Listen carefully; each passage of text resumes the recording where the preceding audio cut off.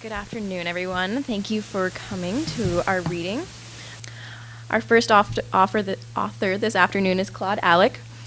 He was born on the island of Grenada in the West Indies. He's the fifth of 12 children. After graduation, he took to the sea, working as a deckhand on charter yachts for some years before he immigrated to the United States. His experience and education are diverse.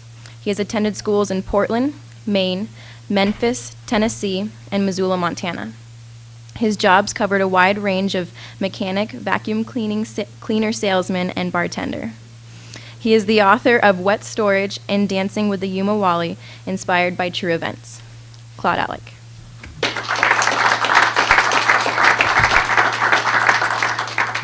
Thanks. Let me do a little setup. What I'm going to do, I'm going to read 3 different sections.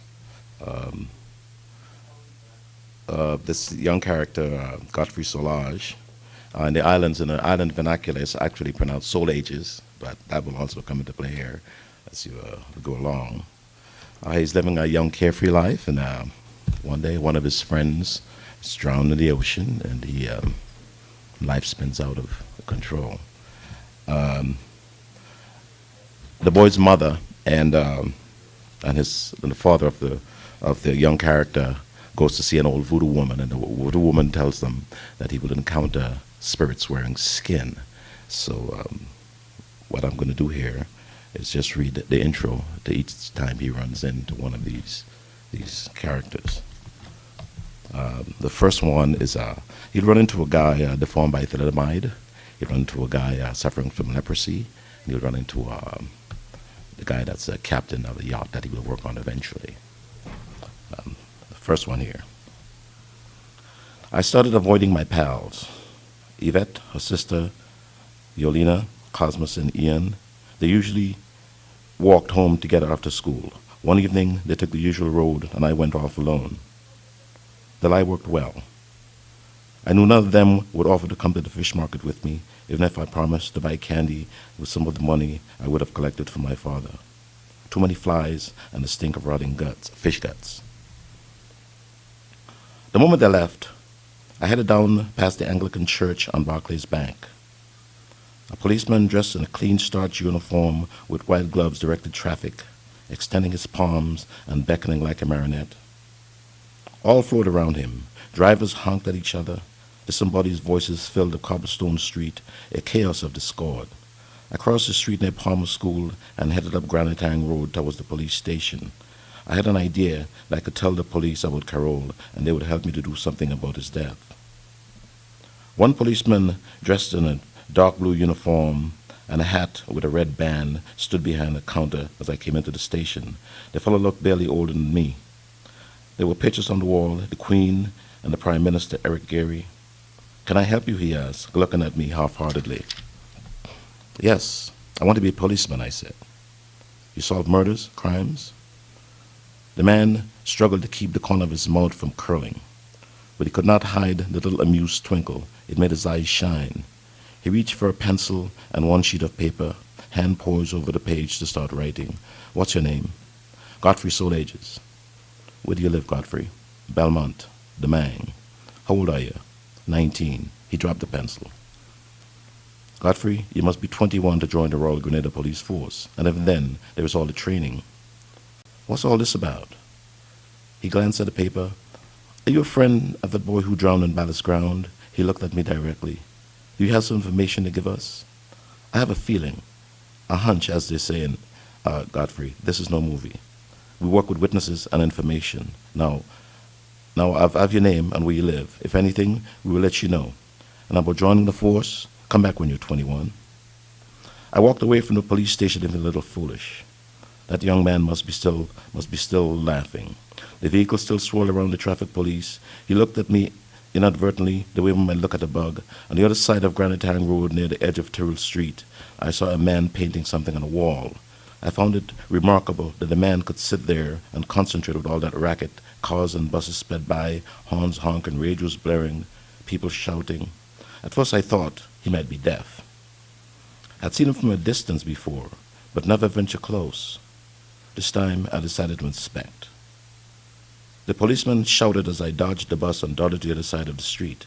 I came up behind the man. He was painting an advertisement on the wall. His feet were bare, his toes spit out on black asphalt. They gripped the surface as if unsure of gravity and were trying hard to keep him attached to the earth. Dangry pants rode high on his calves. His shirt had no sleeves. When I looked at his arms, my heart bounced. Two small limbs protruded from his shoulders, black featherless chicken wings covered by ashy black skin. He held a small brush in the crux of the small appendage where an elbow should have formed. He worked looking over his right shoulder, holding his mouth funny. His hair was bleached red by the sun, and above his wide nose sat eyes the shade of newly rusted steel. I couldn't believe what he was doing. He applied the paint slowly, delicately. I figured that if a man with no arm could do such work, why not me? I have arms. Thank God for arms to carry my school books. Can he swim? Can he eat food? How does he take a piss or wipe his ass? Lord have mercy. I stood and watched. The advertisements gradually took form. The man sat on a box close to the wall, and containers of paint rested on the asphalt near his feet. Smoke rose out of the cup he had already drawn close to the can he was now creating on the wall. The smoke looked wispy, as if it could move. He glanced at me sideways as he filled in the space around the cup and can. I had an idea about what he might be thinking. Go on, boy. Get the hell away from here before a vehicle run your ass over. What the hell you standing there looking for? But no words crossed his lips. Must be a mute. Finally, he wrote the words, "Drink Ovaltine." That was the introduction to the thalidomide man.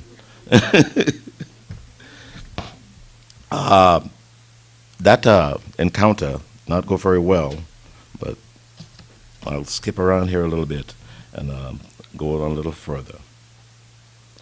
This is where he runs into the leper. 2 days went by before everything coalesced. Godfrey.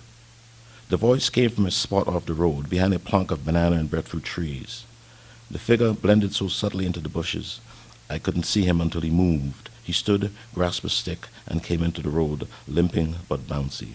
I had a suspicion that he may have been waiting for me. He had a look in his eyes that resembled a hunter that had just bagged something. It was Sidney's uncle. It was Carol's uncle, Sidney. I was torn between two desires, catching up with Yvette and her sister Yolina, and wanting to know why Sidney waited for me on the side of the road. Since I had been Since I had been going to Finn's shop, no one waited for me after school. The girls were walking behind a group of boys, Eon, Cosmos, and Marsden. I could hear Yvette now, if I had caught up with them. Well, look, he honors us with his presence. No Finns today? The need to know what Sidney wanted took precedence. I had no idea you loved him that much, Sidney said. He was my friend. Kerosene is a slow-burning fuel, he said, lowering his eyes. Gasoline would have worked better. What you talking about? I don't know what you're talking about. I saw what you did on that vessel last Friday night, he said. A miserable feeling came over me. The words hit me like a rough slap, so much, so fast. I needed him to slow down and give me time to think. His voice sounded like the night howl of a dog. 2 days I didn't see or hear anything about the fire aboard Miss Irene. But that Monday morning, on my way to school, I expected to see a derelict, burned and swamped. Instead, she stood as if nothing had happened. My failed attempt to burn the vessel left me frightened and sluggish, in need of some reassurance. I walked beside Sidney in the evening sun, struggling to find words to deny what he had just said. I felt trapped. What would he do? We reached the gap leading up to his house, and we stood under the coconut tree saying nothing for an awkward moment. When's your father coming back this time, he asked. Next week. He went to St. Vincent. Still hanging around with those pirates, huh? Sidney mumbled. I decided to ignore that remark. The vessel is headed to Trinidad next, I said. Well, you know what that means, he said. Come eat dinner with us. He spoke, looked at me, and then moved off before I could reply. The man limped up the road, leaning heavy on a stick.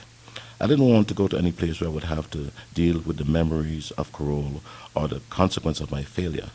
But I couldn't refuse to eat with them, not with what he knew. I could see Sydney talking to that young policeman. They would come and arrest me, take me to jail. Later that evening, around 6:30, I stood at the gap leading up to Sydney and Zodine's house, the place we called the Juba. And that was an encounter with that second guy. Now, his final encounter with the guy on the yacht. This could be a dream, one so vivid you swear it's real, the kind that make your heart beat fast, and when you come out of it, you have a mixture of disappointment and gratitude. What if I never woke up from the influence of ayahuasca and was still dreaming on a cot in the backyard, or locked away in a padded cell, this mud under my feet, the rainwater dripping from the leaves, the two avocados clutched between my fingers, are there niceties from a lucid dream? Since I'm here, bury one fantasy with another.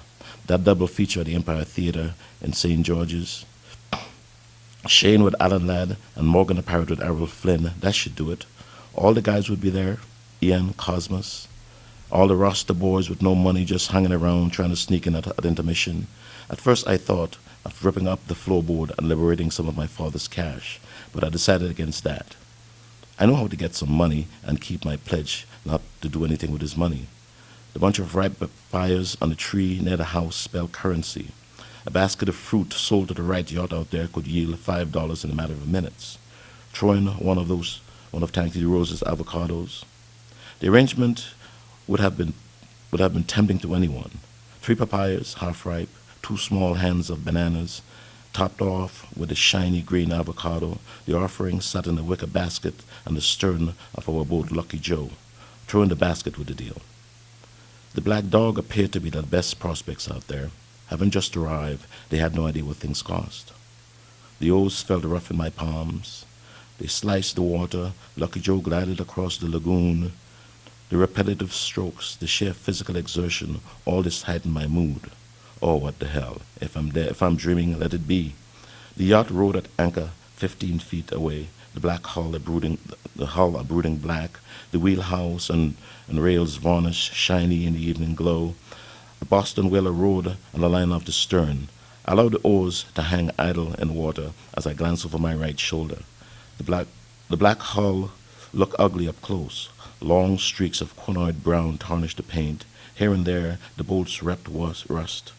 Under the bowsprit sat the ornate bust and head of a gorgon, painted white, except the hair. The snakes were in gold. The name stood out in block letters, Black Dog. Someone with wispy hair sat in the cockpit, on their white awning, back to me. It was obvious the person had heard the thrashing of the oars, but remained unconcerned, not inquisitive one bit, not a good sign. I pivoted the oars and slid Lucky Joe parallel to the gangway. "Ahoy, Black Dog, how you doing?" I shouted in my best Yankee accent. The Black Dog would tell you she's doing fine if she could talk, the voice spoke with a southern accent, sounded like that actor from the movie Tom Dooley. The voice could have been a woman or a young boy's. The person stood and turned. Something started way down in my throat, a kind of cough inside a bubble. I imagined the event would explode if it had the chance to leap onto my tongue. I strangled it somewhere down in my throat. An absolute shiver run through me, made rash on my skin. The speaker looked exactly like that figure from the ayahuasca vision.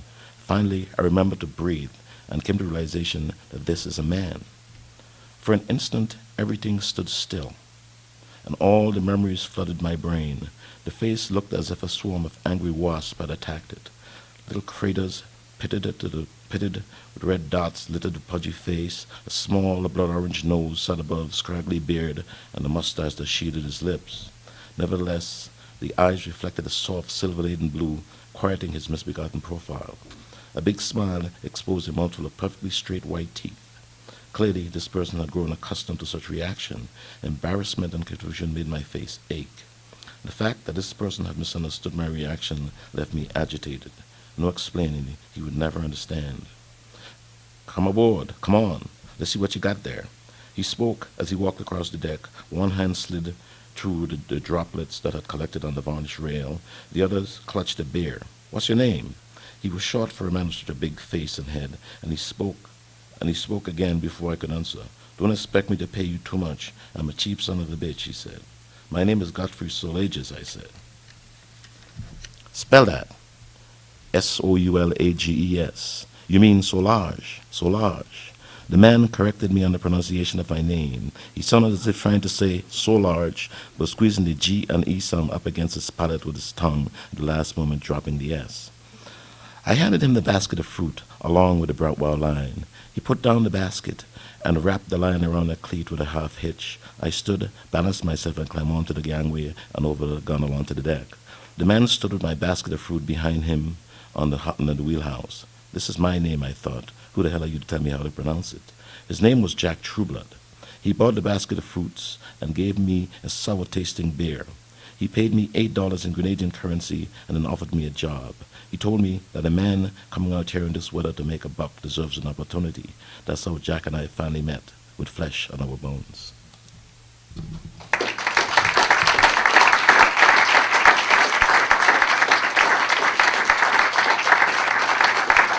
Thank you very much for that, Claude.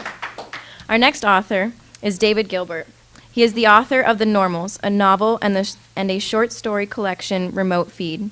His stories have appeared in The New Yorker, Harper's, GQ, and Bomb. He lives in New York City with his wife and 2 children. David Gilbert.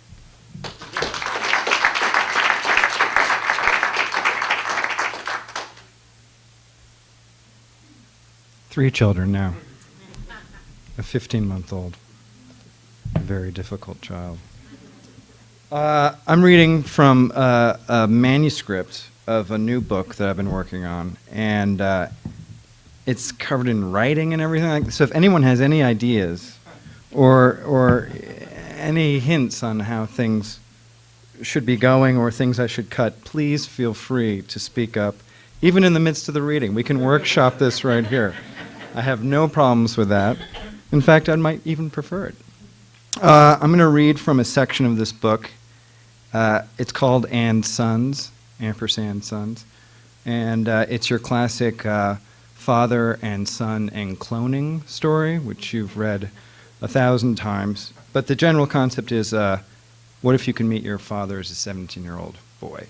How would that change your impressions of the man? And the father in question is a fairly famous writer, a Philip Roth-like character who's in his late 70s. And he has 2 sons from his first marriage, and then this son from an affair, which you find out is actually a clone. I've just given away the whole book, but that's all right. So this is from the point of view of Andy, the 17-year-old son. What you need to know is that Andy has been out all night the night before. He has a flirtation with this older woman who's 24 named Jeannie Spokes. He's a virgin. And Jeannie has just called him up in the morning to say that if he can find her at the Metropolitan Museum of Art in front of her favorite work of art, he can have his way with her. And he has an hour and a half to find her. That's how long she's going to stand in front of her favorite work of art. And he was out the night before making a fool of himself. But he's just gotten this phone call, so he's rushing into his clothes to get to the Metropolitan Museum of Art. And this is all told from the point of view of Andy's family friend, who was his 5th grade teacher. So he's a very unreliable narrator throughout the whole thing, the whole book. Andy, 17 years old and thrilled with life, hustled to the door in hopeful pursuit of art. Dix, Bernard, Poussin, Clint, Munch played a steamy game of innuendo in his head. Waiting for the elevator, he called his friend Doug Hillary, who lived close to the Met and could easily wander into another person's line of thinking. "Where are you?" Andy quickly fired. "You're never taking command of that stereo again," in reference to the night before. "I need a favor. Where are you? Doug? Doug?" Andy had lost the call in the elevator. Floors ticked down, every other number firing a fuck from Andy. Doug was his best friend since nursery school, though they separated afterward, with Doug going to rival Buckley and boarding school at Brooks. He was considered a bad influence by parents and bore the brunt of much vestigial blame, like an overweight, underbred golden retriever with a minor drug habit. But he was good company. All ideas were great ideas to Doug. Doug? So what was up with that music? It was Holst, the Planets. You were such an asshole about that music. Yeah. Where are you right now? Asked Andy. I'm in the park watching kids in the playground. Remember that playground on 81st Street where I broke my nose? I'm sitting here watching the kids not break their noses. And I'm sitting next to this guy named London, right? Like the city. But his last name isn't England. I don't think it's England. Is it England? No, it's not England. It's Williams. London Williams, which is a cool fucking name. And he has a son named Manchester, Manny for short. 6 years old, and Manny is definitely not breaking his nose today because Manny is a careful little kid. Right, Manny? By now, Andy was on the corner of 70th Street. Are you stoned? Perhaps. It's only noon. High noon. Jesus, Doug, Andy said, hurrying up Fifth. And the big deal is, I believe last night the two of us were fairly levitated. You had your head up Uranus. It was Jupiter, and was I that bad? No. Besides the whole stereo thing, you were excellent. At one point you had us all convinced we were part of your massive déjà vu, and you told us exactly what we were going to do next and say next, and we believed you, or some of us did, and that was genius. Andy cringed. Christ. No, it was great, almost brilliant, and you kept it going way longer than anyone thought possible.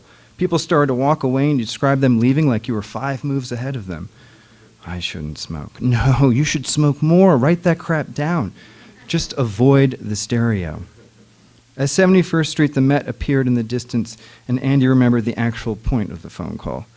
I need your help if you're not too incapacitated. Oh, I'm in. Are you really, really stoned? What, are you defusing a bomb or something? Okay, meet me in front of the Met, like right now. Now? Now. You got it, Chief.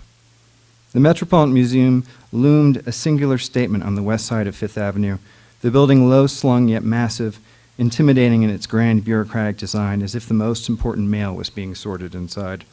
Its impressiveness growing as you got closer, its intensely rectangular Beaux Arts facade extending northward into a staggering footprint on Central Park.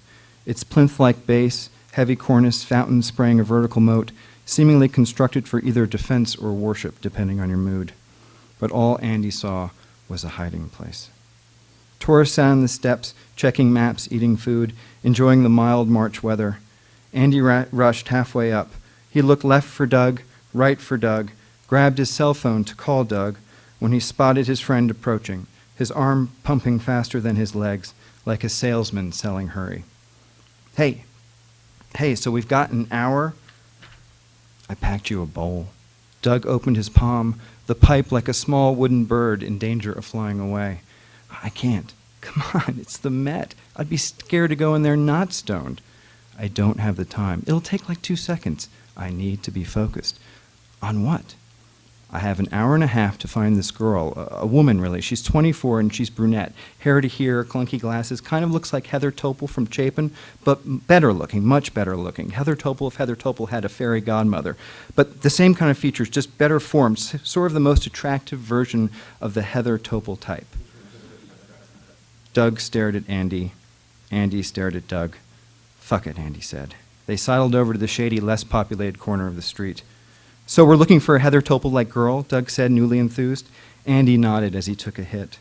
And what happens when we find this Topolian-like girl? Andy exhaled. I get laid. You get laid? Andy nodded, took another hit.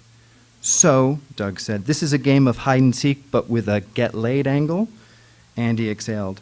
She's standing in front of her favorite artwork. That's the hint she gave me. I find that, I find her. And you get laid. That's my guess. Doug took a hit. I'm assuming European painting, Andy said. Doug exhaled. Definitely, like Renoir, Monet, Manet. That might be too easy. Balthus, Modigliani? I'll check that area, but I need you to cruise Greek and Roman, Egyptian. All those vases. Exactly. It's a big museum. The American wing. A big fucking museum, Andy said, starting to feel the task's thin air. Okay.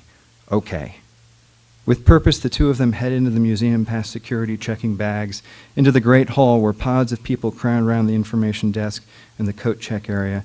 So many people, class trips and group tours, a dozen buses cracked open and whipped up in this inverted bowl, the people's clothes just a little too bright, their shoes too comfortable. people of every stripe, parents with children, families on vacation, more older people than younger people, tri-staters for the day, college students, all these voices and accents and languages traveling up and around the rotunda so that echoes swirled like a half-understood current. Andy rushed past them, disdainful of those blocking his way. He played the role of detective, and these folks belonged on the other side of the crime scene tape. So I'm looking for a Heather Topol type, Doug clarified one final time. Standing in front of whatever she's standing in front of, said Andy. Got it, I'm hitting Greece. Doug broke left towards Greek and Roman art, while Andy paid his tenor and bounded up the central staircase to European painting, Tiepolo's The Triumph of Marius greeting him on the second floor. Andy pushed straight through the glass doors, excuse me and sorry to a bundle of Asian women, into the first gallery of 19th century French, David, Ang, Delacroix. But Andy paid no attention to the paintings, only to the crowds of people around the paintings, the death of Socrates getting the most play, but no genie among the mourners. So on to the next gallery, more French, Boucher, Greuze, Fragonard, and a fruitless search for some gauzy portrait of a 24-year-old brunette with a crooked smile titled, You Find Me, You Screw Me. So Andy continued on, speed essential, though this time he was presented with a choice of staying straight or turning right, and Andy chose straight into Clouet and Delatour, but no further female illumination, only more galleries, more possibilities. Straight, left, right, the galleries opening up onto a maze of human-made beauty, but nothing closer to the ground, no genie, no hot breath hello, and the enormity of the situation, as well as the THC in his blood, panicked Andy. There's no way, he said to himself, just no way. This place is too huge. As he tripped into 16th century Florentine and Bronzino's Portrait of a Young Man, which drew a group of high school girls, judging by the uniform Catholic high school girls, who watched Andy watch them as he scurried past, and they laughed like he was a boy who needed the nearest bathroom. Andy finding himself among 18th century British, Reynolds, Gainsborough, and then backpedaling into 17th century Flemish, Rubens, Van Dyck, then more French, Spanish, Goya and some hopes for Don Manuel Osorio with that bird and those three cats, surely a potential favorite, but only a few old ladies gathered around the painting as if they themselves were descendants of the de Zuniga cats. Keep moving, Andy commanded, his stomach churning excitement into dread, as Vermeer delivered No Other Girl Interrupted, and Rembrandt's Aristotle regarded Andy as if Homer had nothing on this poor kid's plight. And now Andy was almost running, and he stumbled back on Bronzino's Young Man again and muttered fuck loud enough for the guard to take notice. Andy fast walking into the Italian Renaissance with its altarpieces and Annunciations and Lamentations, and spotting 3 galleries away, rather incongruously, Singer Sargent's Madame X. Another good hope, he thought, but no Mademoiselle S. And now hope was losing meaning as Andy went left, Watteau, then right, Raphael, then found himself once again in front of Bronzino's Young Man, who mocked him as if he were as diehard a virgin as the Virgin of Virgins that hung on the opposite wall. Then Andy's phone rang. It was Doug. You find her? Andy asked. Man, Doug said, you have to come here and see this bronze sculpture of a veiled dancer. Greek, like 3rd century BC, a fuckload of time ago. Well, is there a Heather Topol-like girl standing in front of it? No, but you should, because this is profound. Doug, keep looking. Nothing in the Impressionist? I'm lost in the old masters, can't seem to escape. It's a big fucking museum. It's a big fucking museum. Every door is a wormhole. Doug? Yeah? Keep moving. I'm on the move. Me too, later. After a room full of El Grecos, Andy wandered into a large central arcade packed with oversized pictures, and he was relieved to be free of old masters, passing Bastien Lepage's wonderful Joan of Arc and Moreau's Oedipus and the Sphinx, and numerous Rodin bronzes which stood around like victims of Pompeii, both beautiful and dreadful. And it was around here that Andy started noticing the crowds more. Despite their genieless nature, the tour groups and school groups and senior groups regrouping in this area before entering the late 19th century, the most popular section of the museum, the galleries within bursting with people, 2-3 rows thick in front of some paintings. And Andy stared at these people, and his distraction grew until it gained the power of unexpected thought, of these strangers here admiring paintings he had known since he was a boy, the Manets, the Monets, the Van Goghs, their familiarity breeding a certain kind of intimacy, Cézanne's card players, Gauguin's Orana Maria, like this was his living room, and Degas' dancers hung over his couch. And Andy stood in the middle of the gallery like its reclusive patron, and he thought, enjoy, please enjoy all of this. And he wanted to give more, so much more. He wanted to touch soldiers and slap fives. I want to give more, he thought, as he took in the four walls with their gilt windows, as if in here, in the Henry Hines galleries, in the Annenberg collection, we live within negative space and try to draw ourselves outside the lines. Andy, watching these people turn slow circles clockwise, slow circles counterclockwise, a clock divided into canvases, half past Pissarro. All these ideas, all these metaphors, windows, hours, eyes, and Andy wanted these people to see themselves through him. The seventh graders, the couple speaking Norwegian, the suburban ladies on their once-a-week culture day, everybody witnessing the brushstrokes of long-dead artists, of time compressed by art. And Andy stood in the middle of the gallery, the hopeful pivot, and he understood, suddenly and totally, he understood the human impulse toward expression, the primary non-essential need after food and shelter, even before religion. It was a desire for creation, and in that creation welled up the concept of God. And just then, Andy thought rather grandly, I am art. Knowing he was super stoned, and this was probably nonsense, but still he thought, I am art. And he believed it, like he believed we were all art. And maybe for the first time he appreciated his father, his dad, overhearing in front of Seurat's circus sideshow an old woman shouting to her too cheap to pony up for the audio guide friend, the luminous shadows endow objectivity, observed forms with mystery. And the friend nodded and repeated mystery, as if hoping to make the word her own. Andy almost wanted to cry. He was determined to remember this feeling, even as his blood cleared of extra chemical warmth. He was determined to remember this connection with the world, to remember how his eyes and brain worked in uncanny unison, how he could glimpse the essence of our nature, every face revealing our true selves, all of us understandable and forgivable.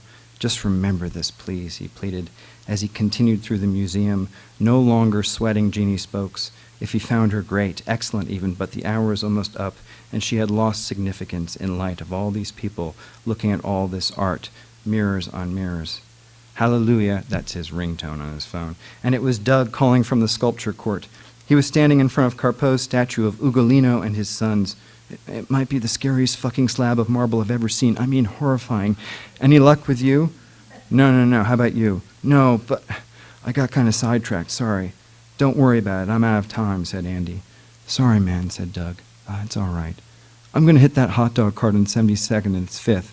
Okay, Andy said. You want to join the slaughter? I'm going to stick around here a bit.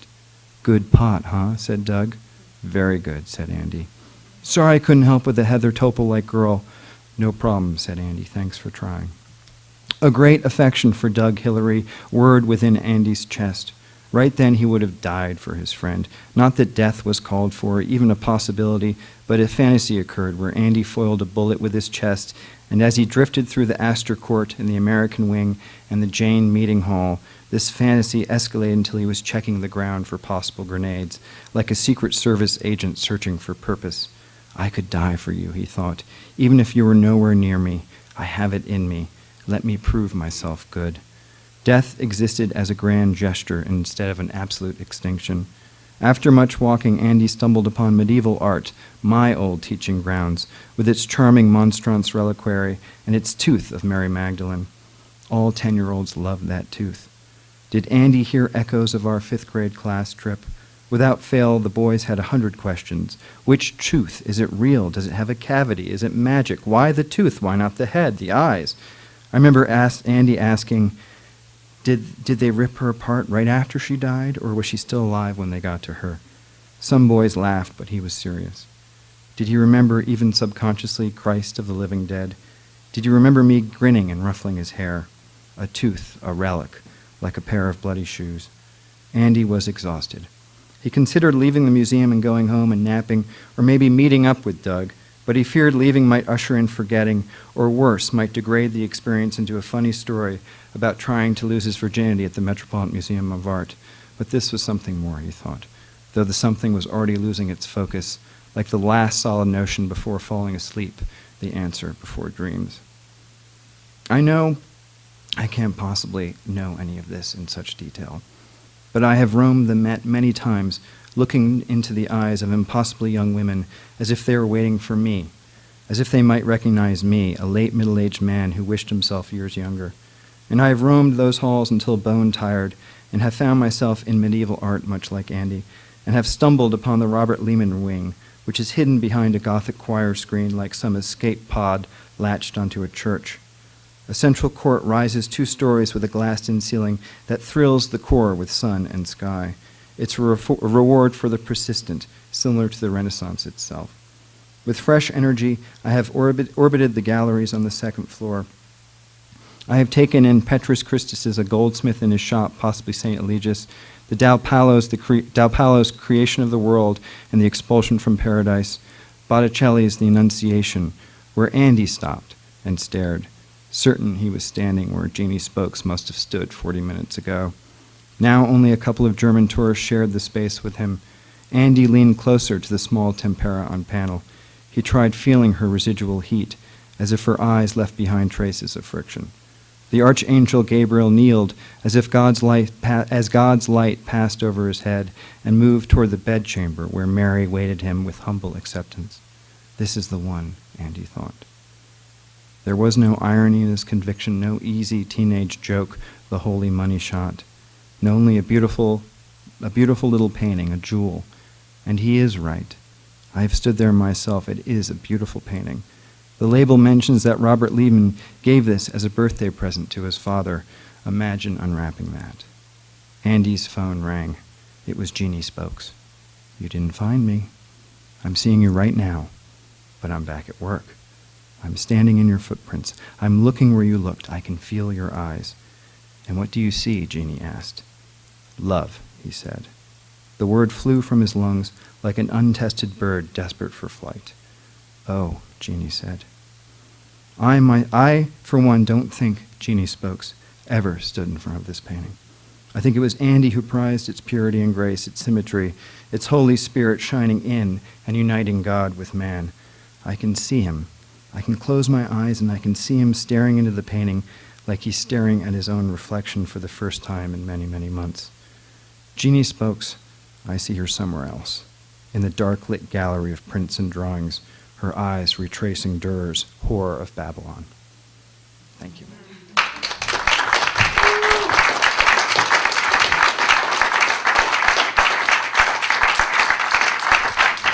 Thank you very much, Claude and David.